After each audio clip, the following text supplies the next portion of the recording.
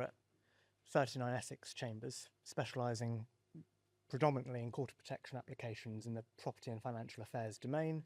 And I am talking to you this afternoon actually about one of my favourite things professionally, which is applications to remove deputies and attorneys. And there are three things we're going to cover today. This is one of them, the introduction. We'll look at the legal framework around LPAs and deputyships and removal applications. We'll look at some of the practicalities that you can use when you're making applications to increase their prospects of success. Most of the talk will focus on applications to remove attorneys because certainly my experience is they are far more common and they're slightly more complicated than applications to remove deputies because of the legal framework that we'll come on to. The only assumed knowledge from my part, hopefully correctly, is that you all know what a lasting power of attorney is and what a deputyship is. If you don't, tell me now, otherwise you're in for a rough ride. So, let's start with the real basics then.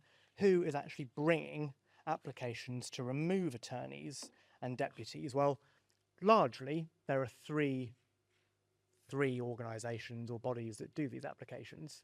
Number one, perhaps most commonly, certainly the one that I seem to be assisting with the most, is the Public Guardian. Now, you don't have to take my word for it. I've got a good friend at the Public Guardian's legal team who's provided me with some stats. And in the last full year, so 2024 to 2025, the Public Guardian issued 25 applications in relation to deputy removal and 140 in relation to applications to remove attorneys.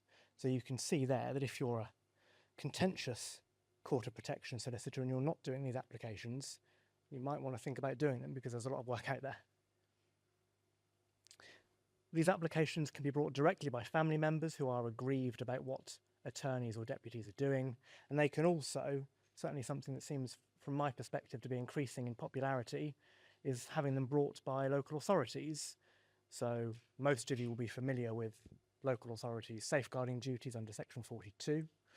They can be engaged in relation to financial abuse, and it's not uncommon anymore for local authorities to bring these applications once they've completed safeguarding investigations.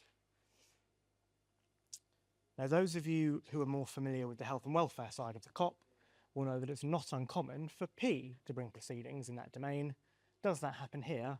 Not so much. It can do, but it's very rare, certainly in my experience anyway, for P to even be a party in removal applications. Now, I've used the word removal about 15 times already. What are we talking about when we talk about removal? Because removal, of course, isn't actually a term that's used in the Mental Capacity Act at all.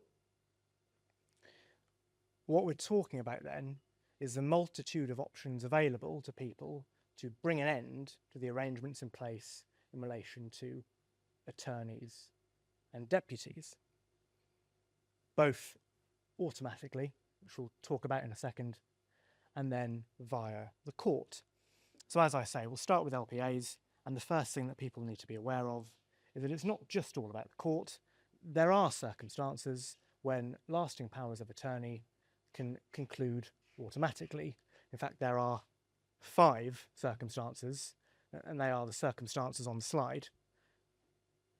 Firstly, where P has capacity to do so, they can themselves revoke the power of attorney. They can say to whoever their attorney is, stop, I've had enough, go away. Secondly, although only in relation to property and financial affairs attorneys, if P goes bankrupt, automatically ends. That's probably for the fairly good point that P doesn't really have any money anymore. If P has only appointed a sole attorney, if that attorney disclaims, and we'll come on to the importance of disclaiming in a moment, and is not replaced, then the attorney ends. If the attorney dies or goes bankrupt, as we've already said, that brings an automatic end to the power of attorney. And also, often not appreciated, is that on the dissolution or annulment of a marriage or civil partnership, where P is married to the attorney, it brings it to an end then as well. Subject, of course, to one key exception, which is if P has put in the instrument that they don't want the attorney relationship to end on the breakdown of marriage. Now, arguably, the most important bullet point on this slide is the third one, slap bang in the middle. Sole attorney disclaims and is not replaced. And it's that word disclaiming that's important. Disclaiming, for those of you who don't know, is when the attorney voluntarily gives up being the attorney. And in my view, that's a super important thing to remember at the outset of any dispute regarding the future attorneyship. Because the problem with property and financial affairs applications in the COP is that the costs are usually paid by P, regardless of the outcome. So right at the very outset of these applications, you want to be thinking about, well, how can we try to avoid a situation where something's gone wrong, so we need to make an application to the COP, but where we don't want P to be footing the bill for it. So you need to start to give the attorney the option of getting out before the case goes to court. So the first piece of advice I give everyone when they think about these cases is, one, check P lacks capacity to revoke the LPA, because if they have it, we don't need to go anywhere near the court. But if they lack capacity, then the first thing you should be doing is setting out, in my view anyway, your case in writing to the attorney and inviting them at the outset to disclaim. In other words, give the attorney the chance to get out before it goes to court.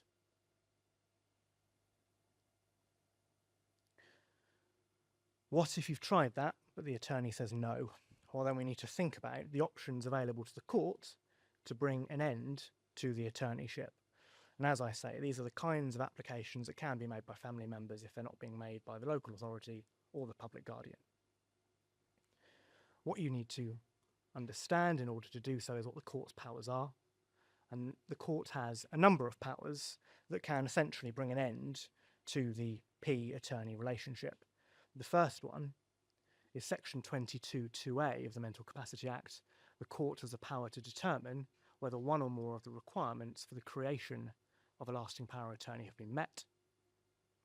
Number two is the court can determine whether the power has been revoked or otherwise come to an end. And we'll come on to what that means in a moment.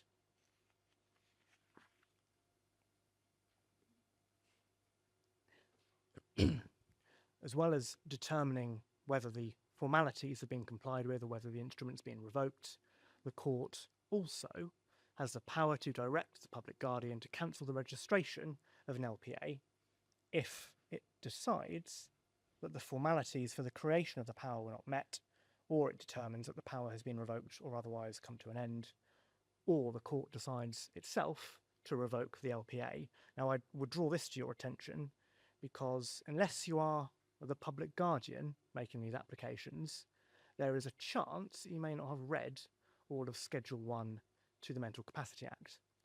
You need to, because if you fail when you're representing a family member to tell the court that they need to request the public guardian cancels the power of attorney, then there is a risk that the attorney, despite the power having been revoked or come to an end, could still continue to act, because in reality, unless it's cancelled by the public guardian, you don't really know what's going on.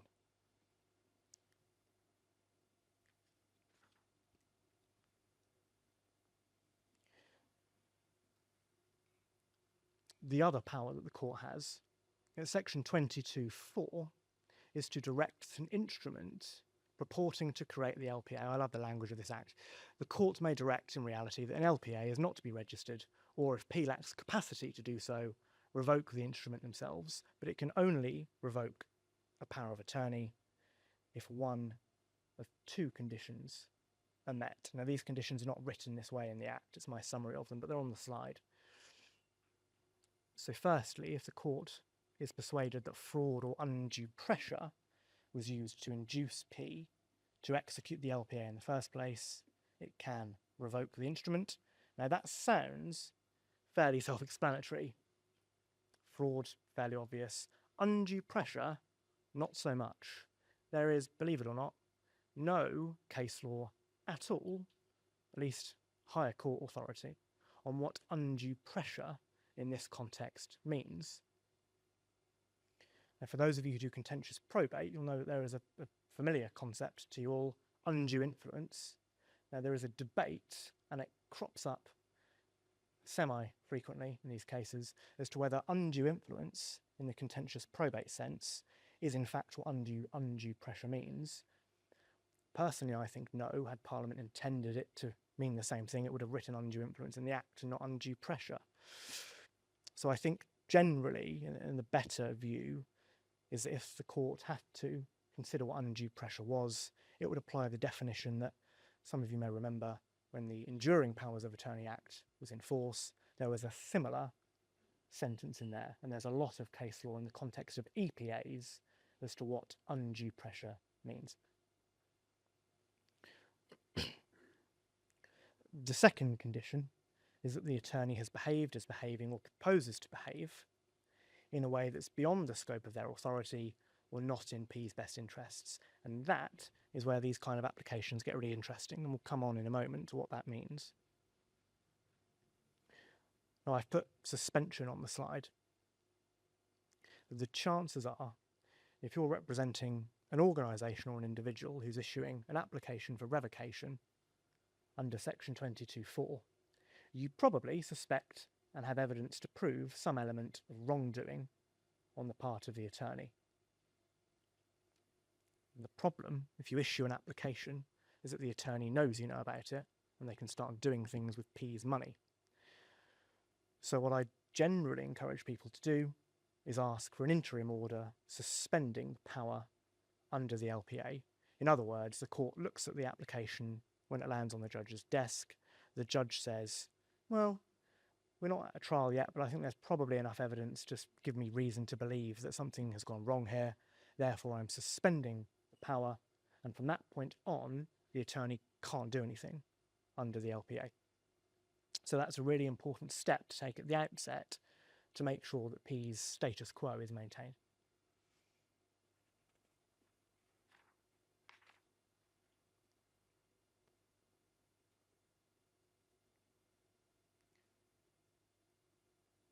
And believe it or not, that's the really basic legal framework. There's not a lot of law in this. There's a lot of case law that we'll go through some of it in a moment, but what I thought would probably be more useful is to give you practical examples of where these applications arise, so at least you can identify them if they crop up in your practice. And you know you're not going slightly insane when you look at your papers and think, well, is this really an issue? So on the slide, I've given you the list of, certainly from my own caseload over the last 11 years, I think have been the most common things that I've seen arise. So, and we're going to go through each of these in detail. And number one is where P had a lack of capacity or lacked capacity to execute the power of attorney in the first place. Now, typically you'd bring those applications under section 22(2)(a). That, if you'll remember, was the section that allows the court to make a decision about whether one of the formalities of executing an LPA had been complied with. The point being that if P lacked capacity to execute the LPA, then a fundamental formality wasn't complied with. Number two, and this is much more common nowadays than it used to be, the argument that the certificate within the instrument that creates the power of attorney was invalid. Number three is financial mismanagement. And number four is my favourite of them all, gifting applications. And we're going to look at each of these in detail.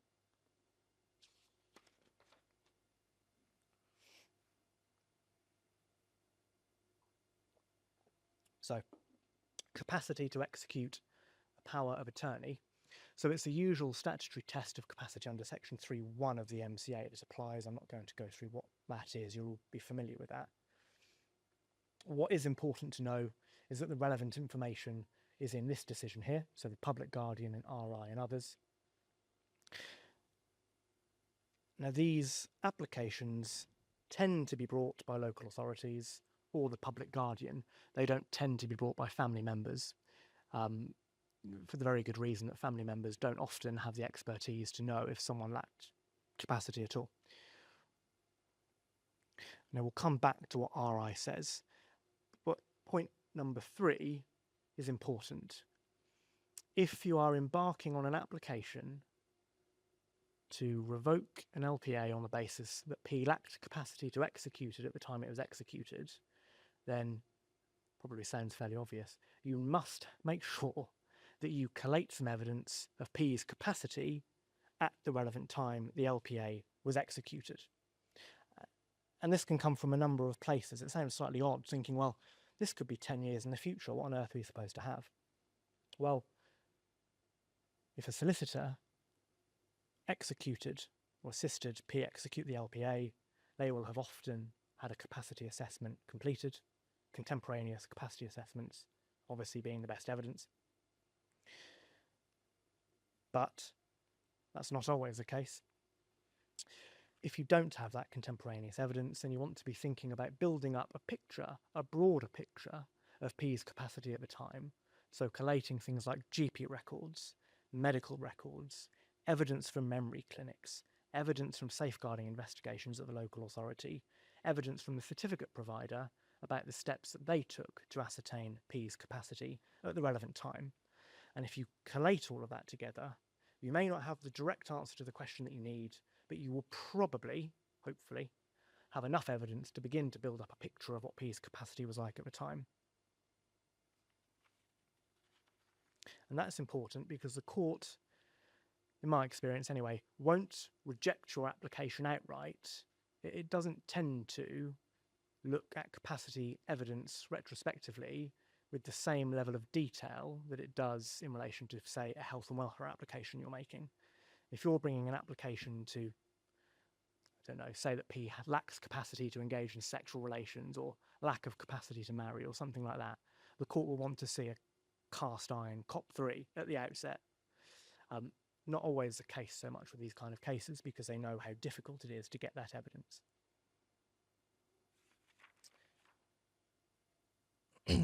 Now, I said we'd come back to the public guardian and RI. And I put this in here in case there's anyone in the room who does actually conduct capacity assessments, because this is, of course, what you need to be discussing with P, thinking about, and giving a view on in your capacity report. This is the relevant information that P needs to know to execute an LPA. Hopefully most of it is self-explanatory, but it's the effect of the LPA, what the LPA does essentially, who the attorneys are, the scope of their powers. Now that's an important one. Where a lot of capacity assessments fall down, or certainly where I've successfully undermined them over the years, is where actually the capacity assessor has said, P, what does the LPA do? And P has said quite rightly, it allows my attorney to make decisions on my behalf. That's obviously correct. But what a lot of assessors don't do is go into the granular detail. So, well, what decisions does it allow them to make? What can the attorney do with your property? What kind of access do they have to your bank account? What could they do with your money? And that is a level of detail. Depends on how severely impaired P is. But that's the kind of detail that certainly someone like me, when I read these reports, and the judge thinks about when he's assessing the cogency of your evidence. Number 4 is when the attorneys can exercise their powers. Now, this is slightly different for a property and finance LPA than for a health and welfare one. Obviously, when attorneys can exercise their powers for property and financial affairs can be before P lacks capacity, not the case for health and welfare. But importantly, it must be discussed with P, and P must understand that an LPA needs to be registered prior to it being effective. So if, for example, you are assessing P, and P says, well, I'm going to go bankrupt tomorrow, I need my attorney appointed today so that they can take the decisions on my behalf and do everything, got a good chance that P doesn't understand the requirement for registration prior to being effective, because as we probably all know, the registration period can take a while. Another common pitfall is the scope of the assets the attorney can deal with. So your capacity assessments, if you're doing them, or if you're a lawyer reviewing it, you need to make absolutely sure that P has been told what the scope of their assets are. So to give you an example, if P is a multimillionaire with 3 companies, 4 properties, various other investments, you need to evidence in your capacity assessment that P has been told about that you as the assessor know about it, and have talked about those assets with P, because it's a very different thing if you just, you don't have much cash, you've got maybe 1 property. It's very different power that the attorney has if they're managing that level of affairs to if you own 3 companies or something. P needs to understand that they have the right to revoke a power of attorney when they have capacity. And then, as with any other domain, they need to understand the pros and cons of executing or not executing the LPA.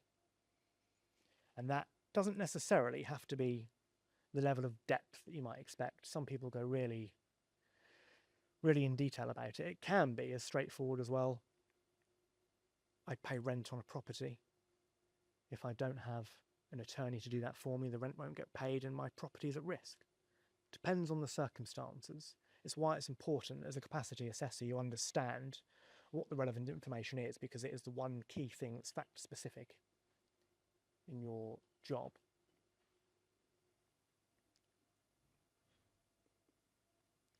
Now, I said earlier that the court, when it looks at these applications when they come in, won't necessarily hold your capacity evidence up to the same level of scrutiny as when they're looking at health and welfare decisions. That is because it's not uncommon in these kind of applications for the court to direct further capacity evidence, typically a retrospective capacity evidence in circumstances where there is no contemporaneous evidence of P's capacity to execute the LPA. If the public guardian brings one of these applications, there will be one of these assessments in the bundle at the point of issue. They will have sent a special visitor out to assess P well in advance of the application getting anywhere near a court. The reality is, if you're a local authority or an individual, you probably won't have done it, which is why I say build up the picture of P's capacity, ask the court for permission to do this once you've issued. Now, there can often be controversy over who actually conducts capacity assessments. Some people want a medical professional. Some people, I suspect Ben, like social workers to do it.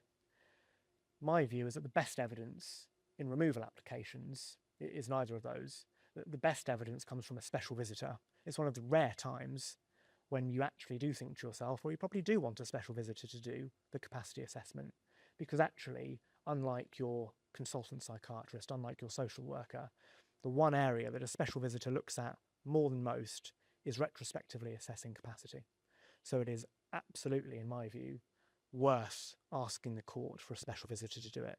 And actually, the public guardian is usually more than happy to facilitate it.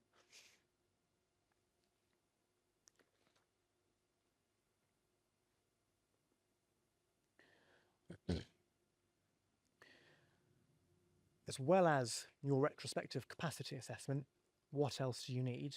Well, thankfully, for once in law, we've got some clarity on this, because the judge in the public guardian and RI gave us a list of evidence that the court would expect to see to determine retrospective capacity.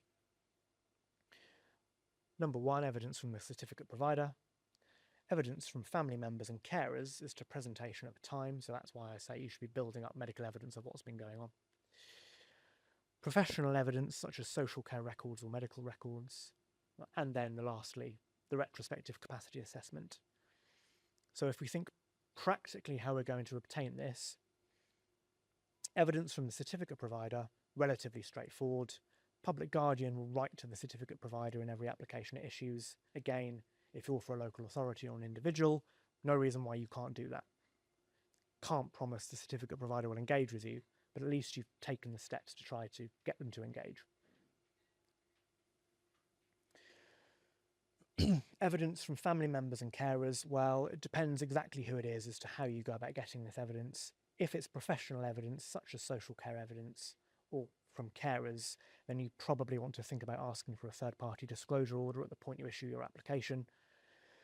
Some of you who focus more on contentious probate than COP will be thinking, oh my God, that's a nightmare. How do we get that? Believe me when I say in the COP, they're given out like candy. I mean, it's really easy to get. So you barely have to put the words on a bit of paper and the court orders it. It's not a difficult thing to get. The retrospective capacity assessment evidence we've dealt with. So those are the steps that you need to be taking when you're bringing an application to revoke an LPA on the basis of a lack of capacity. It's quite difficult to predict after that point what's going to happen because you never know. So I'm not going to try to.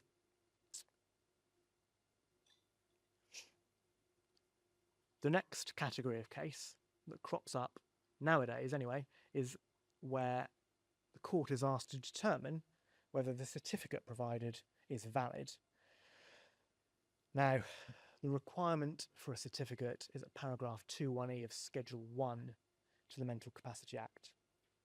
And as a refresher, that requires a certificate by a person of a prescribed description to be provided that at the time when the instrument was executed, the donor understood the purpose of the instrument and the scope of the authority conferred underneath it, that no fraud or undue pressure was used to induce the donor into executing it, and that there's nothing else that would prevent an LPA from being created by the instrument. Now, TA in the Public Guardian is an interesting decision. Not personally convinced it's a case that should ever have been brought, but it's been brought and has been determined. Essentially, it was a dispute around whether or not the requirement to provide a certificate was Camp A, just to provide a certificate, as in a piece of paper signed by someone, or Camp 2, whether or not the person who had signed the certificate genuinely had to hold the belief that the Act said they needed to have assessed.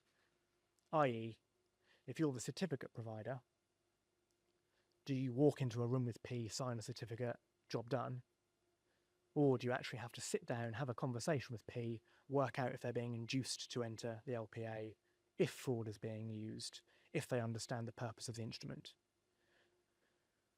And the reason I'm slightly sceptical about whether this case should have ever been brought is I thought the answer was fairly obvious, as thankfully did the judge who determined it, who decided that obviously a certificate is a substantial thing. It's a substantial safeguard for P. It's not a matter of form over substance.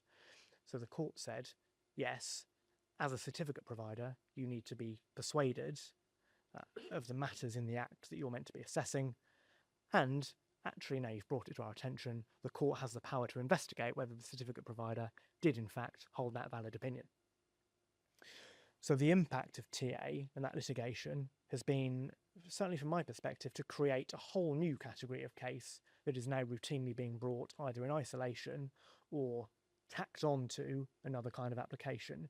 Because if you have some question mark over whether you're likely to show that someone has not acted in P's best interests or whether they had capacity to execute their LPA, if you suspect your certificate provider may not respond to your correspondence, it is very, very easy to make out the case that the certificate provider didn't do a very good job because you assert it, you give them the chance to respond, and if they don't respond, there you are.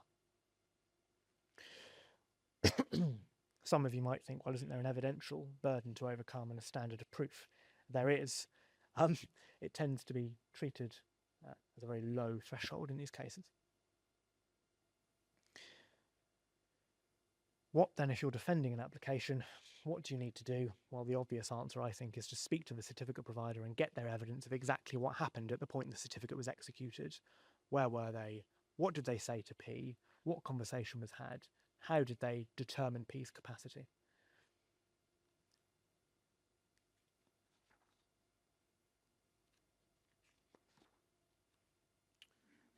Well, the third category of case is financial mismanagement.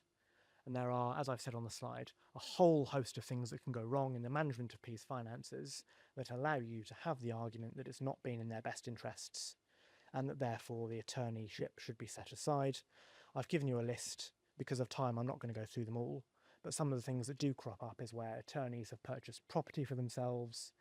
I've had ones where attorneys have taken themselves on holiday with P's money to renovate a property that they know they're going to get on P's death.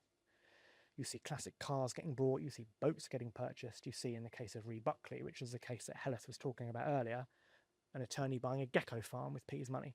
So people do all sorts of wacky things, that allow you to assert that they have financially mismanaged P's assets, and that under section 22(4) of the Act, the attorneyship should be set aside.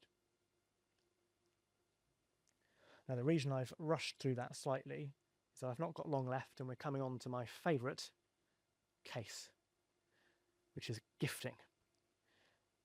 Gifting cases are really interesting. You bring them under section 22(4), you say that a gift that's been made was either unlawful and outside of the attorney's scope of authority, or you say that, plus in any event, it wasn't in P's best interest to make the gift. Now, interestingly, like Banks and Goodfellow and testamentary capacity, capacity to gift is one of the common law domains where the test for capacity sits outside of the Mental Capacity Act. So if you're a capacity assessor, read the case of Ribini and understand it. Don't wade in and apply the MCA test, because you'll be met with a blank stare by the barrister that runs your case. But Ribini, in a nutshell, says that P has capacity to gift, essentially if they understand the effect of the gift when it's fully explained to them. And the interesting thing is that the degree of understanding required changes dependent on the nature of the gift. So if P is going to transfer their only asset of value to someone, then they need to have a much higher understanding than if they are only transferring one of the 24 properties they own. So it's a bit of a seesaw effect. Now, as I say, the first thing to look at with gifting cases is whether P lacked capacity to make the gift. If they had capacity, fine, following instructions, job done. If P lacked capacity, then you need to decide firstly if the gift was within the scope of authority of an attorney to make.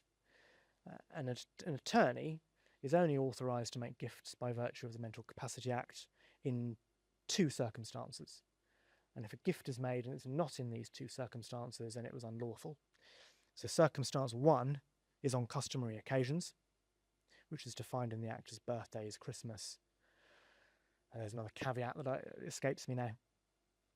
Or to any charity that P made or might reasonably be expected to make gifts. If a gift is made that doesn't fall into one of those two camps, the default position is it's beyond the scope of an attorney's authority. If the gift falls within one of those two exceptions, it can still be unlawful if the gift made was unreasonable, having regard to the size of P's estate. So, for an example, if P decides to gift their only property to their favourite child on that child's birthday, and the attorney allows that to happen, the chances are, if that's the only asset of value in P's estate, that it was an unreasonable gift.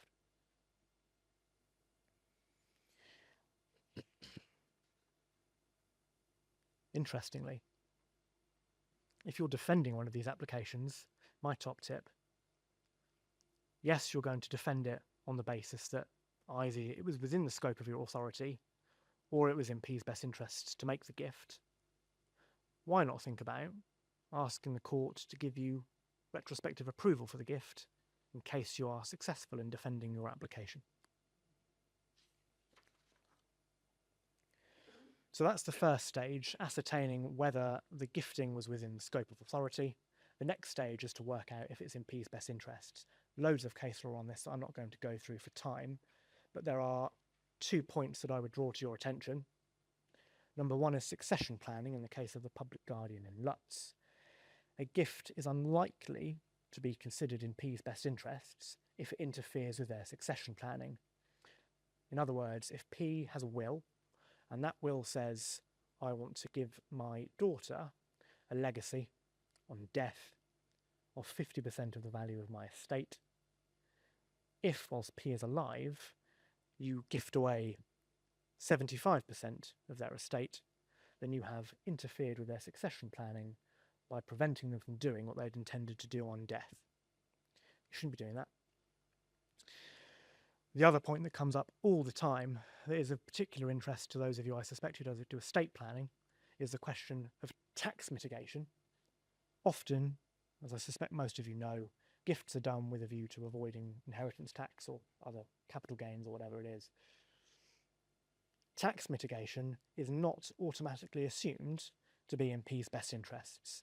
If you are gifting something with a view to avoiding inheritance tax, then you need to show evidence that P took an interest in their financial planning whilst they had capacity to do so, because if they didn't, then the court's unlikely to consider that P's best interests were served by you making the gift.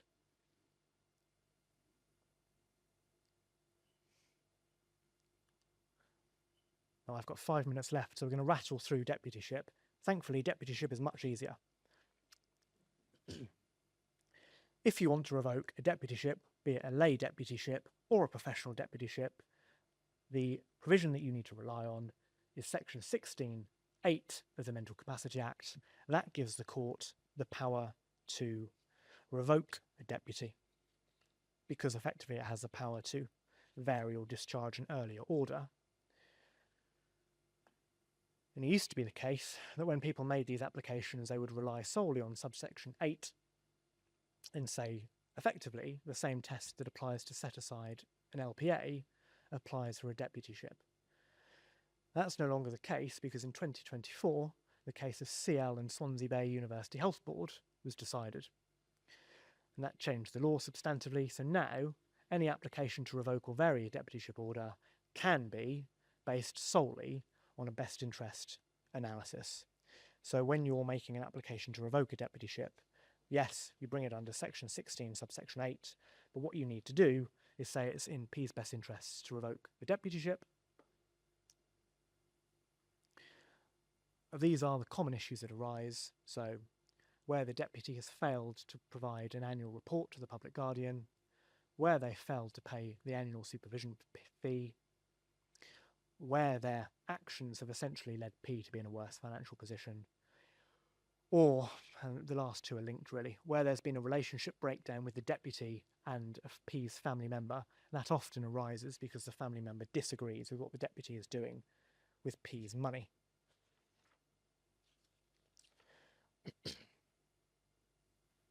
If you want to talk about any of these in detail, I'm going to hang around, so come and speak to me afterwards. Lastly,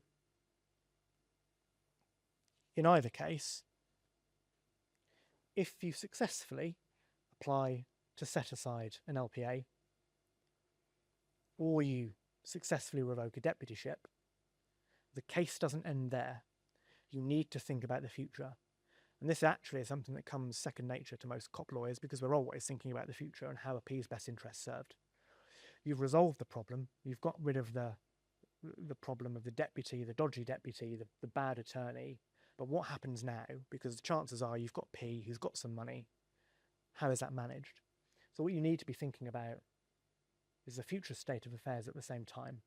So the last point that I'm going to end on is this. When you make your applications, regardless of if it's an attorney or a deputy you're applying to revoke, make sure you also add on an application to appoint a deputy if P lacks capacity to manage their property and affairs. The chances are that the court will allow that application. You might have a dispute over who that deputy should be, but ultimately you'll probably get it, and P's interests will then be served moving forward. I don't have anything to advertise, so I thought I'd give you a picture. Thank you very much. However, there is someone in the room who I think probably enjoys this area as much as I do, which is Mitra. So a shout out to Mitra, because she is in the process of writing a book. I think I've got the title right, Financial Abuse, A Guide to Removing Attorneys and Deputies, which will inevitably be far more in depth than my talk was. So thank you very much, everyone.